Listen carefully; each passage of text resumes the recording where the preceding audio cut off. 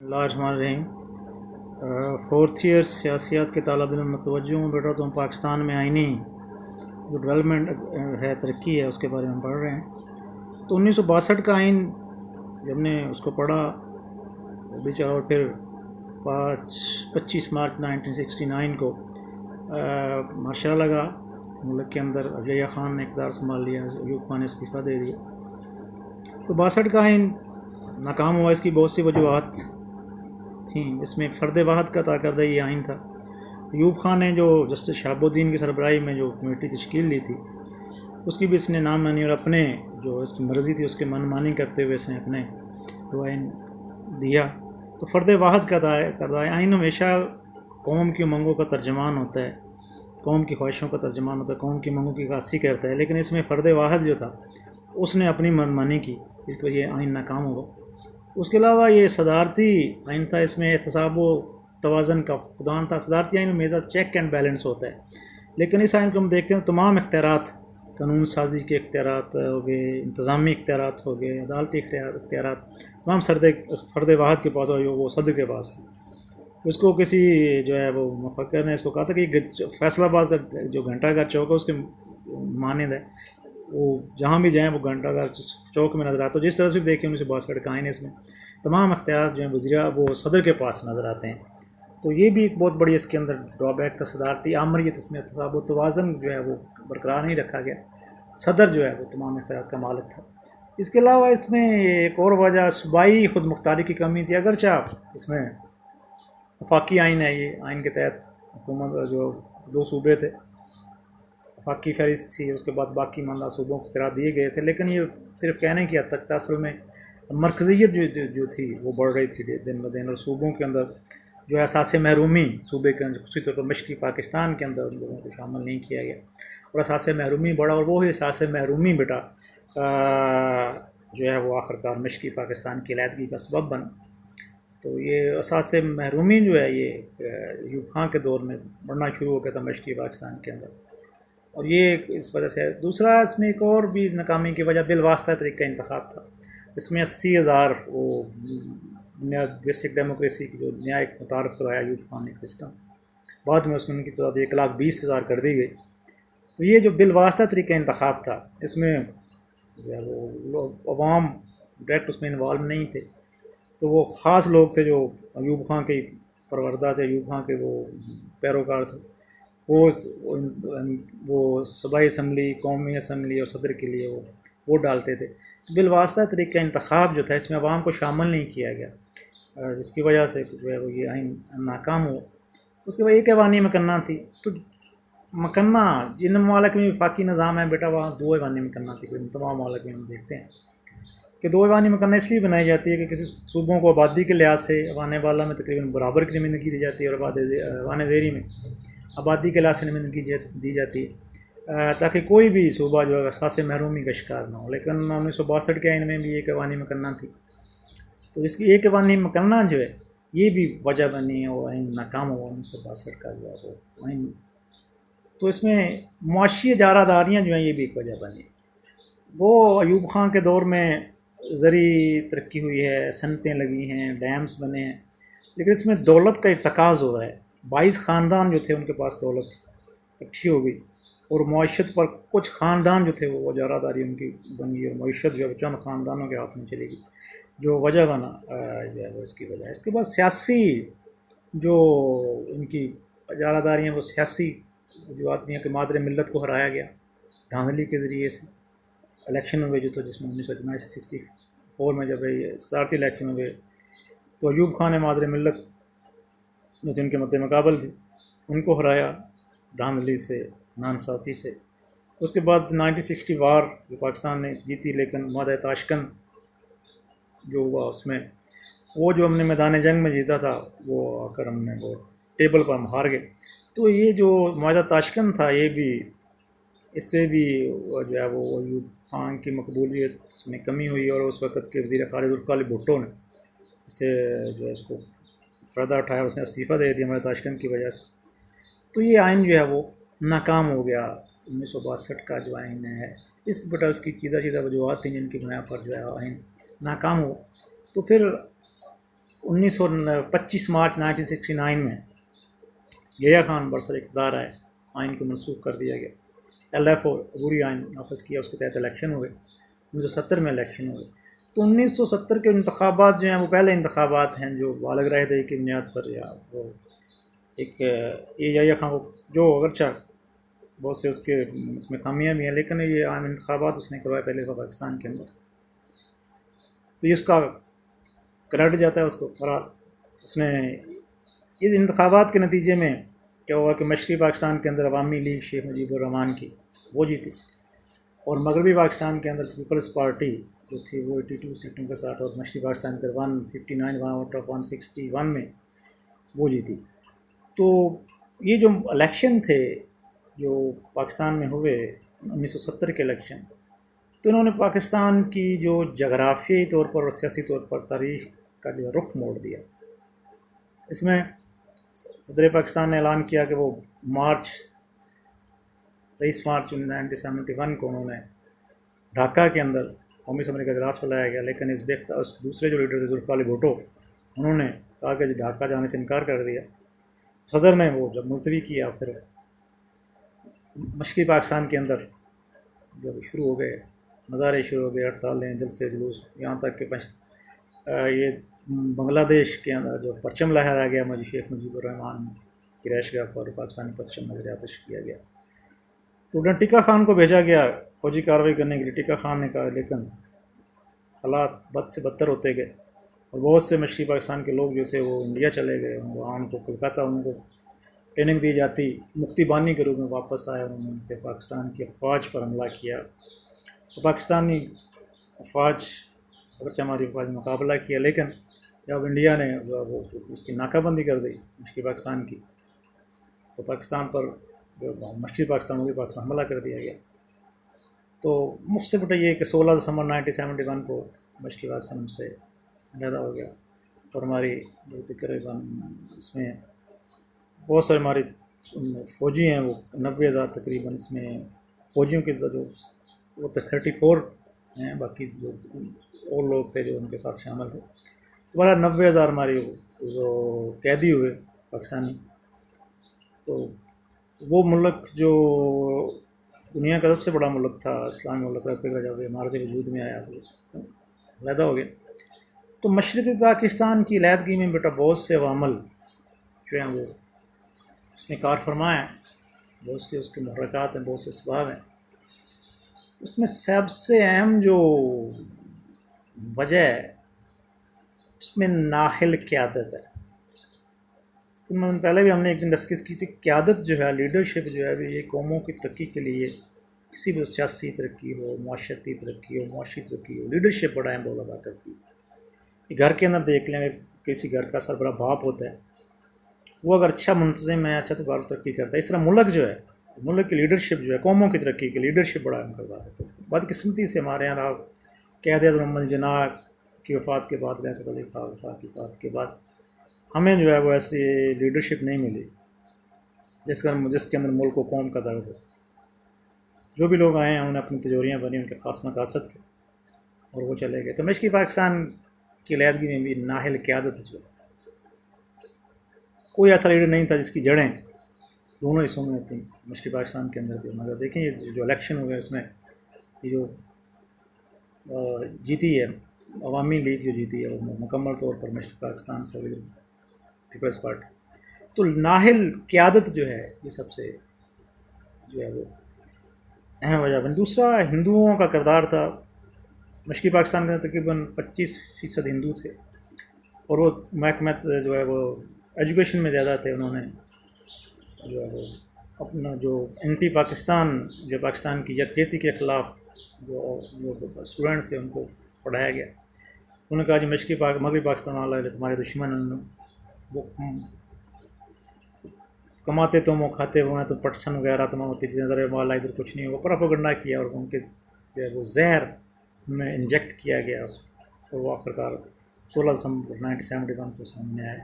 تو اساتذہ کا بڑا کردار ہے اس میں۔ ہندو اساتذہ جو ہوتے ہیں وہ ملک معمار ہوتے ہیں، نیشن میکر ہوتے ہیں۔ تو ہندو اساتذہ کا کردار جو ہے وہ بھی بڑا اس میں میٹر ہے، کہ ہندو اساتذہ جو ہے وہ اس کے علاوہ یہ نظریہ پاکستان سے پہلو تہی کی گئی. پاکستان ہم نے پڑھا کہ ایک نظریے کی بنیاد پر مارز وجود میں ہے، وہ نظریہ اسلام ہے. تو پاکستان میں بعد میں اسلام کی طرف اتنی توجہ نہیں دی گئی. نظریہ پاکستان چڑھ کر نیشنلزم کی بات، یہ بات کمیونزم کی بات کی گئی، کبھی سوشلزم کی بات کی گئی.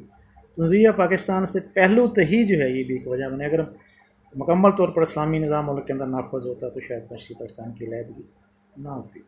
اس کے علاوہ یہ مارشل لاء کا نفاذ جو ہے، جب کسی بھی مسئلے کا حل طاقت نہیں ہوتا، پرتشنید ہوتی، تو طاقت کے مسائل پر مسائل بڑھتے ہیں، کم نہیں ہوتا. تو مارشل لاء کا نفاذ جو ہوا 1969 کو، اس سے پہلے 1958 کو مارشل لاء جب لگا، تو یہ جو مشرقی پاکستان لوگ تھے ان کے ذہن میں یہ کہتے کہ جو فوج سے مراد مغربی پاکستان کے لوگ ہیں.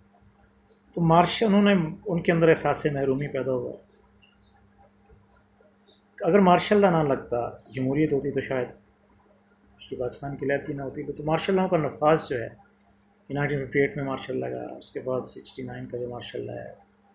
تو یہ جو مارشل لاؤں کا دور رہا ہے، اس نے بھی مشرقی پاکستان کے لوگوں کے اندر ایک مغربی پاکستان کے خلاف نفرت پیدا کر دی.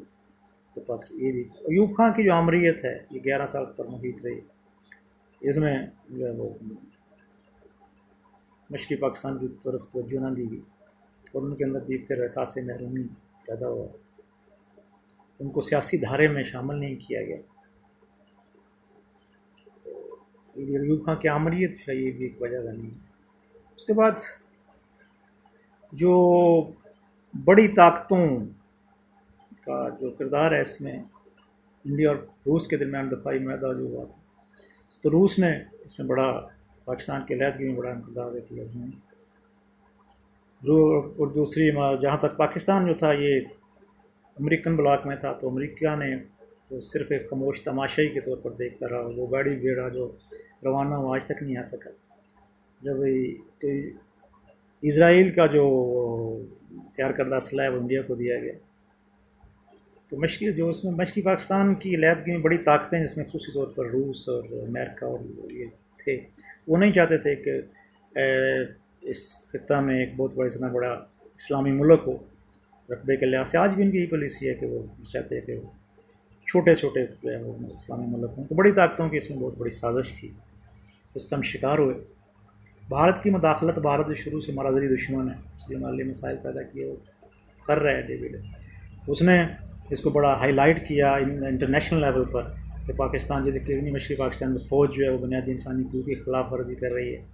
ہم اس کا پراپیگنڈا جسنے کہ اس کو پراپر ہم جواب نہ دے سکے، اور ہم بین الاقوامی طور پر تنہائی کا ہماری خارجہ پالیسی انتہائی ناقص رہی.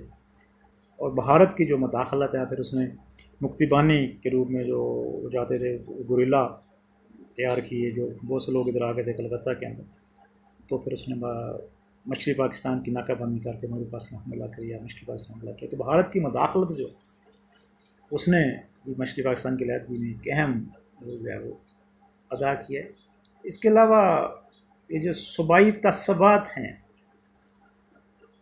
یہ بھی ایک اہم وجہ بنے. صوبائی تعصبات مشرقی پاکستان کے اندر، مشرقی یہ بنگالی اور پنجابی تصور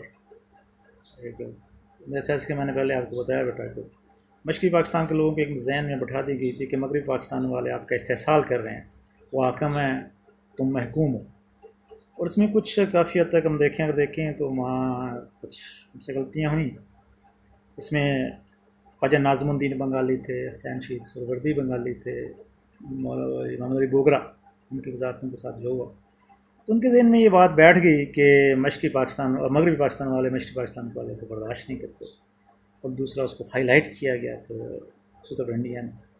تو یہ صوبائی تعصبات جو تھے، قوم بیٹا ہوتی ہے نیشنلزم جب تک قوم کے اندر پیدا ہوتی ہے، یکجہتی قوم کی آگے بڑھنے کے لیے قومی ایکتا کا ہونا، یکجہتی کا ہونا بہت ضروری ہے. تو ہمیں آج تک بھی اس وقت میں اب بھی ہم بہت پیچھے ہیں اس میں کہ ہمارے اندر نیشنلزم پیدا نہیں ہو رہا. آج بھی ہم پنجابی، سندھی، پٹھان، بلوچ، یا پھر آگے دیکھ لیں نسلی بنیادوں پر، لسانی بنیادوں پر مختلف گروہوں میں بٹے ہوئے ہیں.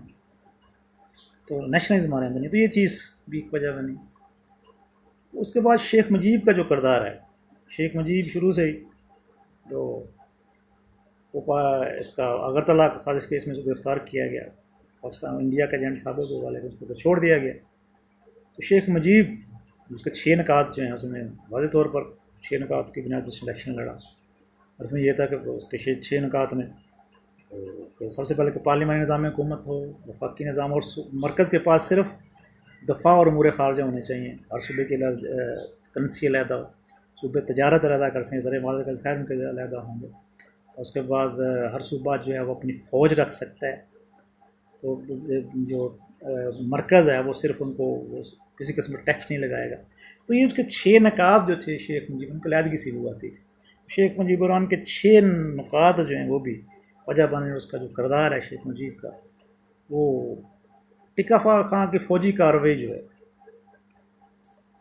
اگرچہ فوجی کارروائی کی گئی کہ حالات کو کنٹرول کرنے کے لیے، لیکن جیسا کہ میں نے پہلے آپ کو بتایا کہ گفت و شنید جو ہوتے ہیں اس سے مسائل حل ہوتے ہیں، طاقت کا استعمال جو ہے وہ مسائل کو بڑھاتا ہے۔ تو ٹکا خان نے فوج جو ہے وہ صرف اپنا ان کا ایک خاص بنیاد ان کی ٹریننگ ہوتی ہے، ان کا مائنڈ سیٹ ہوتا ہے، سول میٹر کو سمجھنے کے لیے ان کے اندر وہ نہیں ہوتی، جس طرح سے لیڈر جو ہوتے ہیں وہ سیاسی لوگ جو ہیں وہ سمجھ سکتے ہیں۔ تو ٹکا خان کی فوجی کارروائی جو ہے یہ بھی مشرقی پاکستانیوں کے دل میں فوج کے خلاف جو نفرت پہلے سے موجود تھی وہ اور مزید بڑھ گئی، اور اگر یہ کارروائی جو ہے ٹکا خان کی، یہ بھی ایک وجہ بنی کہ اس سے حالات بد سے بدتر ہوتے گئے۔ اس کے بعد جو اس وقت کے 2 بڑے لیڈر بھٹو اور مجیب کے اختلافات جو تھے، حالانکہ دیکھیں جمہوریت میں یہ ایک اصول چلتا ہے کہ اکثریت جس کے پاس ہوتی ہے اس کو حکومت دی جاتی ہے۔ اگر ہم دیکھتے ہیں جمہوری نقطہ نظر تھے، آئینی نقطہ نظر سے، تو 159 اس کے پاس سیٹیں تھیں، زیادہ نشستیں اس کے پاس تھیں مجیب کے پاس، اس کا بنتا تھا، لیکن بھٹو صاحب نے جو ہے وہ اس کو جانے سے انکار کر دیا، ڈھاکہ جانے میں۔ اس کا جو ڈھاکہ جائے گا اس کی ٹانگیں توڑ دی جائیں گی۔ ان کے اختلافات ختم ہونے کی بجائے بڑھتے گئے۔ تو بھٹو مجیب اختلافات جو تھے وہ سیاسی لوگ دونوں، ان کو اپنے اپنے مسائل حل کرنے چاہیے تھے، گفت و شنید کے ذریعے، ٹیبل ٹاک کے ذریعے حل ہوتے تھے۔ تو یہ اختلافات بڑھتے گئے اور وہ مشرقی پاکستان علیحدہ ہو گیا ہم سے۔ تو اس میں بیٹا یہ وہ وجوہات تھیں، اس میں جو ہے وہ مشرقی پاکستان کی علیحدگی ہوگی، اور 16 دسمبر 1971 کو ہمارا ایک بازو کٹ گیا۔ ہم جو ہیں وہ، اور پاکستان کی 90,000 ہماری جو لوگ تھے وہ ان کے قید میں چلے گئے۔ تو مشرقی پاکستان کی علیحدگی نے بہت سے سوالات کو جنم دیا، جغرافی طور پر ہم اس کے بعد ایک شکست خوردہ قوم، ہمارے مورال بہت ڈاؤن ہو چکا تھا۔ تو بہرحال ان رات میں 20 دسمبر 1971 کو بھٹو، ذوالفقار علی بھٹو بطور سول معاشرہ ایڈمنسٹریٹر اور صدر کے طور پر اس نے اقتدار سنبھالا، اور پھر بھٹو نے جو ہے وہ 14 اگست 1973 کو نیا انڈیا چل رہا ہے 22 ترمیموں کے ساتھ۔ تو 73 کا آئین بیٹا اس لحاظ سے بڑا ہے نا کہ اس وقت کہ تمام جو پارلیمنٹ کی جماعتیں تھیں، جو متفقہ آئین ہے چل رہا ہے تک۔ تو ہم تھوڑا سا اس بات کی طرف جائزہ لیتے ہیں کہ پاکستان میں آئین سازی میں تاخیر کیوں ہوئی۔ 9 سال بعد آئین بنا، پھر نہیں چلا، وہ 2.5 سال چلا، پھر ماشاء اللہ آ گیا، 62 کا آئین بنا۔ وہ تو ایک تھا ہی ایک آمر کا آئین بنا ہوا آئین پاکستان کی۔ کوئی بھی نظام جو ہے بیٹا اس کو چلانے کے لیے وہاں کے موروثی حالات، زمینی قاعدے دیکھنا پڑتا ہے۔ ہر نظام ہر ملک کے لیے یکساں نہیں ہوتا۔ دیکھیں پاکستان کے اندر پارلیمانی نظام نے قائم کیا 1956 کے آئین کے تحت، لیکن ناکام ہو۔ وہ انڈیا میں چل رہا ہے بڑی کامیابی سے، برطانیہ میں چل رہا ہے بڑی کامیابی سے چل رہا ہے، اور بہت سے دنیا کے اور ممالک ہیں یہاں پارلیمانی سسٹم چل رہا ہے، لیکن ہمارے یہاں آج تک کبھی ہم صدارتی ناکام ہو گئے۔ تو خیر کسی بھی نظام کو چلانے کے لیے وہاں کے بہت سے حالات دیکھنے پڑتے ہیں، لوگوں کا مزاج کیا ہے، معاشرات وہاں کے کیا ہیں، لوگوں کا تعلیمی لیول کیا ہے، ان کا مائنڈ سیٹ کیسا ہے، تو ان کو نظر انداز کیا گیا۔ تو آج بھی ہم دیکھیں انہی حالات سے ہم تقریباً آج بھی وہ جو ہے وہ جس طرح ایک فلاحی ریاست ہونی چاہیے اس سے ہم بہت دور ہیں. تو خیر اللہ بہتری کی توقع ہے کہ انشاءاللہ ہم نا امید نہیں ہیں بہتر ہوگا. تو پاکستان میں آئین سازی میں تاخیر کیوں ہوئی؟ تو اس میں بہت سی وجوہات. اس میں سب سے پہلی وجہ میں مختصر کرتا ہوں بیٹا، قائد اعظم کی وفات جو ہے 11 ستمبر 1948 کو قائد اعظم محمد جناح دنیا سے رخصت ہو گئے. تو پہلے میں نے آپ کی بات قیادت کا ہونا بہت ضروری ہے. تو قائد اعظم بہت بڑے ایک لیڈر تھے، ہمارا بڑا نیشن فاؤنڈنگ فادرز میں آتا ہے. وہ بہت سیاسی بصیرت اعلیٰ شخصیت کے مالک تھے. تو ان کی وفات جو ہے وہ ہوئی، جس کی وجہ سے بعد میں کوئی ایسا لیڈر نہیں آیا جس کو قوم جو ہے بطور اپنا لیڈر یا اپنا کہہ لیں کہ تصور کرتی مشرقی پاکستان والا تو وہ کر نہیں سکتی. تو یہ تو ایک وجہ یہ ہے. دوسری وجہ بیٹا زبان کا مسئلہ تھا کہ زبان، حالانکہ ہمارے دونوں جو آئین کلدم آئین ہیں ان میں 2 زبانیں تھیں. تو زبان کا مسئلہ شروع سے قائد محمد جناح کی زندگی میں شروع ہو گیا تھا. بنگالی جیسے کہ بنگالی جو ہے قومی زبان ہونی چاہیے. تو زبان کا مسئلہ تو قائد محمد علی جناح خود تشریف لے کے وہاں کو اگری کیا، اور اس مسئلے کو دونوں جو ہے اس میں ہم نے حل کیا کسی حد تک. اس میں 56 کے آئین میں 62 کے آئین میں 2 قومی زبانیں تھیں، بنگالی اور. تو زبان کا تھا جب مسئلہ یہ بڑا مسئلہ رہا، آئین نہ بنا سکے. تقسیم اختیارات کا مسئلہ ہے کہ اختیارات کی تقسیم کیسے ہونی چاہیے، صوبے کے مرکز کے پاس کون سے اختیارات ہونے چاہیے، اور باقی کچھ مشرقی پاکستان والے چاہتے تھے کہ صوبائی جو ہے وہ صوبوں کو زیادہ اختیارات ہونے چاہیے. مغربی پاکستان میں کہتے ہیں کہ جی مرکزی حکومت کے پاس زیادہ اختیارات ہیں. تو اس میں جو ہے وہ اتفاق نہیں ہو سکا، اتفاق رائے نہیں ہو سکا کہ اختیارات کی تقسیم کیسے. اس میں الجھے رہے.